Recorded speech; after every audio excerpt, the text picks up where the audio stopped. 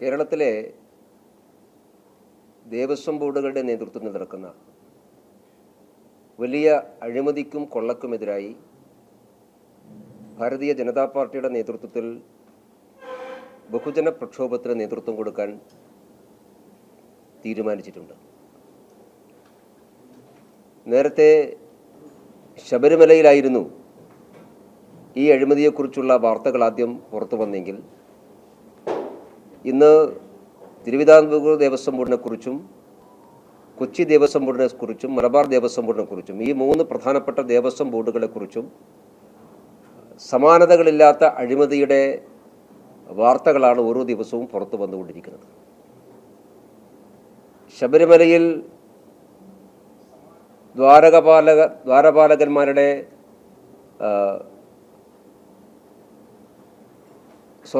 സ്വർണ്ണപ്പാളിയുമായി ബന്ധപ്പെട്ട വാർത്തകൾ പുറത്തു വന്നതിന് ശേഷം ദേവസ്വം ബോർഡിൻ്റെ കീഴിലുള്ള നിരവധി ക്ഷേത്രങ്ങളെ സംബന്ധിച്ചുള്ള പരാതികൾ ഓരോ ദിവസവും ഉയർന്നു വരികയാണ്. ദേവസ്വം ബോർഡിൻ്റെ നേതൃത്വത്തിൽ വലിയ അഴിമതിയാണ് നടക്കുന്നത് എന്നുള്ളതാണ് ഈ വാർത്തകളുടെയെല്ലാം അടിസ്ഥാനപരമായിട്ടുള്ള കണ്ടെത്തലായി വന്നിട്ടുള്ളത്. ശബരിമലയിലെ അഴിമതി പുറത്തു വന്നപ്പോൾ ദേവസ്വം ബോർഡ് ആദ്യം സ്വീകരിച്ച സമീപനം അവർക്കിതിലൊന്നും പങ്കാളിത്തമില്ല എന്നതായിരുന്നു. അത് കേവലം ഉദ്യോഗസ്ഥന്മാർ മാത്രമായിരുന്നു അതിൻ്റെ പിറകിലുള്ളത്. ഉദ്യോഗസ്ഥന്മാർക്ക് വന്ന വീഴ്ചയാണ് ഈ സംഭവങ്ങളെന്നായിരുന്നു ദേവസ്വം ബോർഡിൻ്റെ പ്രസിഡന്റിൻ്റെ ഭാഗത്ത് നിന്ന് ആദ്യം വന്നിട്ടുള്ള പ്രതികരണം.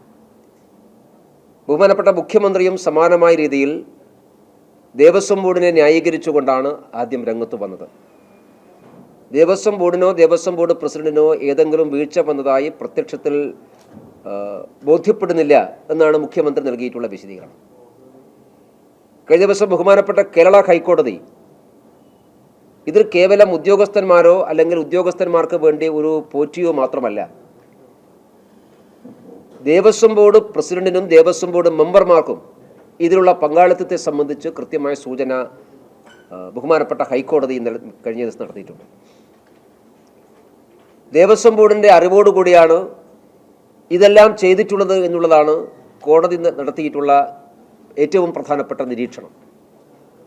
പ്രത്യേകിച്ചും 2018-19 കാലഘട്ടത്തിൽ ഇങ്ങനെ ഒരു വലിയ കൊള്ളയും മോഷണവും ശബരിമല നടന്നിട്ടും അതേ വ്യക്തിയെ വീണ്ടും 2023 ഇത് വീണ്ടും സ്വർണം പൂശാൻ ഏൽപ്പിക്കുന്നത് നേരത്തെ നടന്ന അഴിമതി മറക്കാനാണ് എന്ന് സംശയിക്കേണ്ടിയിരിക്കുന്നു എന്ന് വളരെ കൃത്യതയോടുകൂടിയാണ് ഹൈക്കോടതി നിരീക്ഷിച്ചിട്ടുള്ളത്.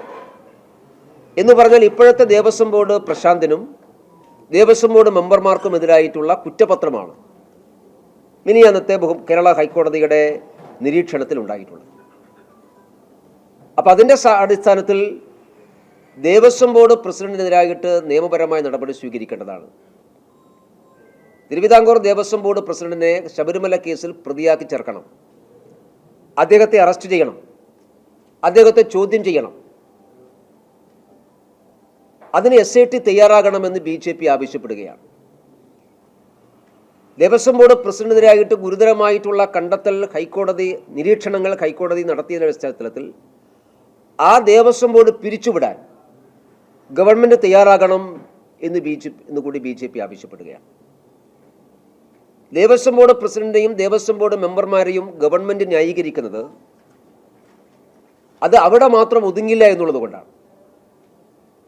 ദേവസ്വം വകുപ്പ് മന്ത്രിയുടെ അറിവോടെയല്ലാതെ ഇതൊന്നും തന്നെ നടക്കില്ല. 2018 കാലഘട്ടത്തിലെ ദേവസ്വം വകുപ്പ് മന്ത്രി കടകംപള്ളി സുരേന്ദ്രനായിരുന്നു. അതിനുശേഷം ഇന്ന് വാസവനാണ്. ഇവർ രണ്ടുപേരും CPMന്റെ ഏറ്റവും പ്രധാനപ്പെട്ട നേതാക്കന്മാരാണ്. 2018-19 കാലഘട്ടത്തിലെ ദേവസ്വം ബോർഡ് പ്രസിഡന്റ് പത്മകുമാറും പിന്നീട് N വാസുവായിരുന്നു. ഇപ്പോഴാണ് പ്രശാന്ത് വന്നിട്ടുള്ളത്. ഇവരെല്ലാവരും CPMന്റെ നോമിനികളായി ദേവസ്വം ബോർഡ് അധ്യക്ഷ സ്ഥാനത്തേക്ക് വന്നിട്ടുള്ളതാണ്. ഇതിൽ ഏറ്റവും പ്രധാനപ്പെട്ടത് പത്മകുമാർ ഒഴിഞ്ഞ ശേഷം N വാസു പ്രസിഡന്റായത് മുഖ്യമന്ത്രിയുടെ ഓഫീസിൻ്റെ പ്രത്യേക താല്പര്യപ്രകാരമാണ്. അതന്ന് ദേവസ്വം ബോർഡ് പ്രസിഡന്റാകുന്ന സമയത്ത് N വാസു തന്നെ പറഞ്ഞിട്ടുള്ളതാണ്. എനിക്ക് ആഗ്രഹമുണ്ടായിട്ടല്ല, മുഖ്യമന്ത്രിയുടെ പ്രത്യേക താല്പര്യപ്രകാരമാണ് ഞാൻ ഈ അധ്യക്ഷ പദവി ഏറ്റെടുക്കുന്നത് N വാസു തന്നെ പറഞ്ഞിട്ടുള്ളതാണ്. അദ്ദേഹം നേരത്തെ ദേവസ്വം കമ്മീഷണറായിരുന്നു, അത് കഴിഞ്ഞ് അദ്ദേഹം മെമ്പറായി പിന്നീട് പ്രസിഡന്റ് ആവുകയാണ് ചെയ്തിട്ടുള്ളത്. പത്മകുമാർ പ്രസിഡന്റായ സന്ദർഭത്തിൽ പോലും ഒരു സൂപ്പർ പ്രസിഡന്റ് പദവിയിലായിരുന്നു എൻ വാസു. അന്ന് ശബരിമലയിലെ സ്ത്രീ പ്രവേശനവുമായി ബന്ധപ്പെട്ടുകൊണ്ട് തന്ത്രി കുടുംബവും ദേവസ്വം ബോർഡും തമ്മിൽ ഒരു അഭിപ്രായ വ്യത്യാസമുണ്ടായപ്പോൾ, പ്രത്യേകിച്ചും അവിടെ സ്ത്രീകൾ പ്രവേശിച്ച ശേഷം ശബരിമല നട അടച്ചതുമായി ബന്ധപ്പെട്ട് സർക്കാരും ദേവസ്വം ബോർഡും തന്ത്രി കുടുംബവുമായി തർക്കമുണ്ടായിരുന്നു. ആ തർക്കത്തിൽ സർക്കാരിന് വേണ്ടി ഇടപെട്ട് സംസാരിക്കുകയും തന്ത്രി കുടുംബത്തെ വിമർശിക്കുകയും മുഖ്യമന്ത്രിക്ക് വേണ്ടി അന്ന് സംസാരിക്കുകയും ചെയ്തിട്ടുള്ള എൻ വാസുവാണ്. അപ്പം ഞാൻ പറഞ്ഞത് എൻ വാസു എന്നുള്ളത് കേവലം ഒരു CPM നോമിനി മാത്രമല്ല, മുഖ്യമന്ത്രിയുടെ നോമിനിയായിരുന്നു. അദ്ദേഹത്തിൻ്റെ കാലത്താണ് രണ്ടാമത്തെ ക്രമക്കേടുകൾ നടന്നിട്ടുള്ളത്. അപ്പം ഇതെല്ലാം മുഖ്യമന്ത്രിയുടെ ഓഫീസിൻ്റെ അറിവോടെയും സമ്മതത്തോടെയുമാണ് എന്ന് വ്യക്തമാവുകയാണ്. അതുകൊണ്ടാണ് മുഖ്യമന്ത്രി ചാടിക്കയറി ദേവസ്വം ബോർഡിനെ ന്യായീകരിച്ചത്. ഇല്ലെങ്കിൽ SITയുടെ അന്വേഷണ റിപ്പോർട്ട് പുറത്തു വരുന്നതിന് മുമ്പ് എന്തിനാണ് മുഖ്യമന്ത്രി ദേവസ്വം ബോർഡ് ന്യായീകരിച്ചത്?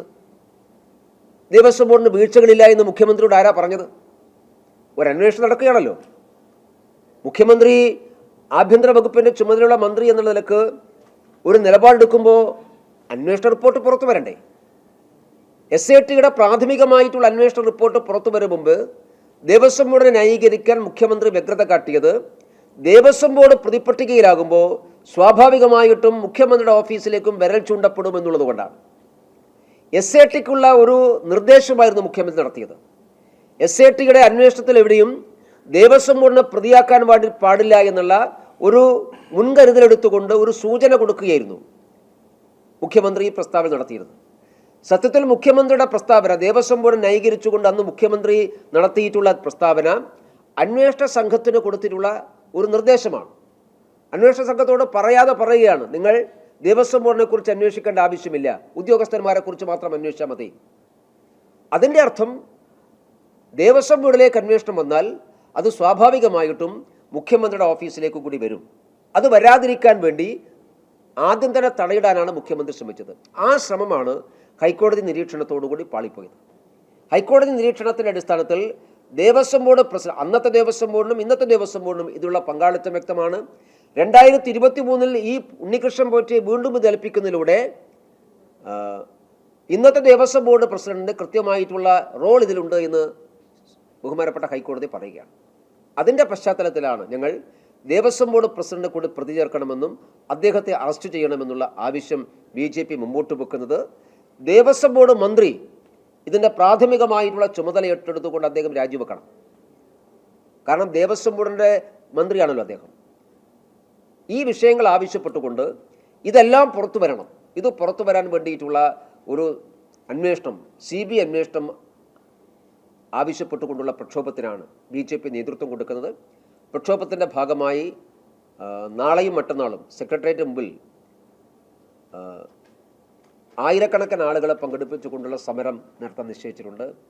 സെക്രട്ടേറിയറ്റ് ഉപരോധമാണ്. നാളെ വൈകുന്നേരം ആരംഭിക്കുന്ന ഉപരോധം മറ്റന്നാൾ വരെ നീണ്ടു നിൽക്കും. ആ ഉപരോധ സമരത്തിന് ശേഷം തുടർ പ്രക്ഷോഭങ്ങളെക്കുറിച്ച് കൂടി BJP ആലോചിക്കും. ഇത് തിരുവിതാംകൂർ ദേവസ്വം ബോർഡിൻ്റെ വീട്ടിൽ മാത്രമല്ല, കേരളത്തിലെ മറ്റു ദേവസ്വം ബോർഡുകളിലേക്കും ഈ സമരം വ്യാപിപ്പിക്കാൻ വേണ്ടി BJP തീരുമാനിച്ചിട്ടുണ്ട്.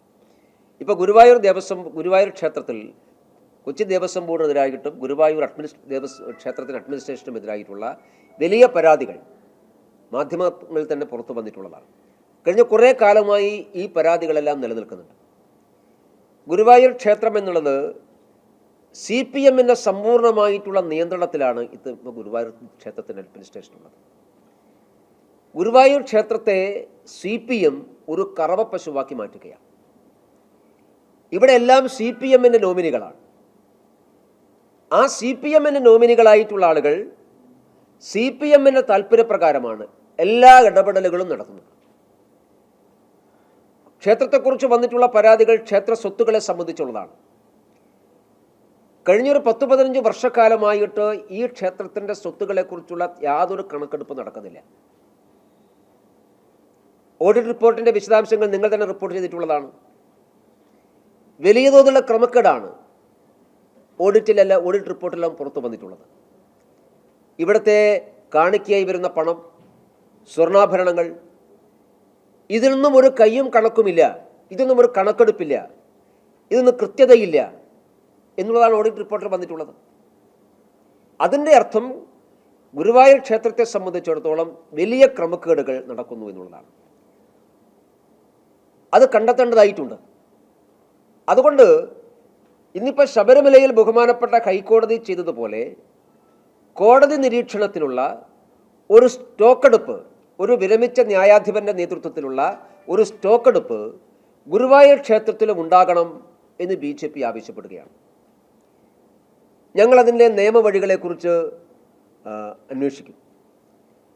ഈ ക്ഷേത്രത്തിലേക്ക് വരുന്ന കോടിക്കണക്ക് രൂപ അതിനെ സംബന്ധിച്ചുള്ള അതിൻ്റെ വിശദാംശങ്ങൾ പുറത്തു വരേണ്ടതായിട്ടുണ്ട്. ഗുരുവായൂർ ക്ഷേത്രത്തിലേക്ക് വരുന്ന പണം, ആ പണമെല്ലാം നാഷണലൈസ്ഡ് ബാങ്കിലാണ് ഡെപ്പോസിറ്റ് ചെയ്യേണ്ടത്. പക്ഷേ ഇവിടുത്തെ പണത്തിൻ്റെ കുറേ ഭാഗം കേരള ബാങ്കിൽ നിക്ഷേപിച്ചിട്ടുണ്ട്. നിയമവിരുദ്ധമാണത്. അപ്പം നിയമവിരുദ്ധമായ രീതിയിൽ കേരള ബാങ്കിലേക്ക് നിക്ഷേപിച്ച പണം എന്താണ് തിരിച്ച് നാഷണലൈസ്ഡ് ബാങ്കിലേക്ക് മാറ്റാത്തത്? അത് മാറ്റണ്ടേ? കേരളത്തിലെ ക്ഷേത്രങ്ങളുടെയോ ദേവസ്വം ബോർഡിൻ്റെയോ പണം സഹകരണ ബാങ്കുകൾ നിക്ഷേപിക്കാൻ വേണ്ടി പാടില്ല എന്ന് നിയമത്തിലുണ്ടല്ലോ. ഇപ്പോൾ മലബാർ ദേവസ്വം ബോർഡിൻ്റെ കീഴിൽ ഇപ്പോൾ ഒരു പ്രശ്നം ഇപ്പോൾ നടക്കുകയാണ്. വയനാട്ടിൽ തിരുനെല്ലി ക്ഷേത്രത്തിൽ ആ ക്ഷേത്രത്തിലെ പണം അവിടുത്തെ ഒരു സഹകരണ ബാങ്കിൽ നിക്ഷേപിച്ചു. ഇപ്പോൾ പണം തിരിച്ചു കൊടുക്കാൻ ആവശ്യപ്പെടുമ്പോൾ ബാങ്ക് കൊടുക്കുന്നില്ല. ഞങ്ങൾക്ക് ഒറ്റയടിക്ക് കൊടുക്കാൻ പറ്റില്ലെന്ന് പറയുന്നു. ബാങ്കും തിരുനെല്ലി ക്ഷേത്രത്തിൻ്റെ ഭരണസമിതി തമ്മിൽ കേസ് നടക്കുകയാണ്. പണം ആവശ്യപ്പെടുന്നു, ക്ഷേത്ര ഭരണസമിതി കൊടുക്കില്ല എന്ന് സഹകരണ ബാങ്ക് പറയുന്നു. അപ്പം അതുകൊണ്ടാണ് നേരത്തെ തന്നെ ദേവസ്വം നിയമത്തിലൊക്കെ ദേവസ്വം ബോർഡിൻ്റെ പണം നാഷണലൈസ്ഡ് ബാങ്കിൽ മാത്രമേ നിക്ഷേപിക്കൂ. കാരണം സർക്കാരിൻ്റെ ഗ്യാരണ്ടി ഉണ്ടാവണം.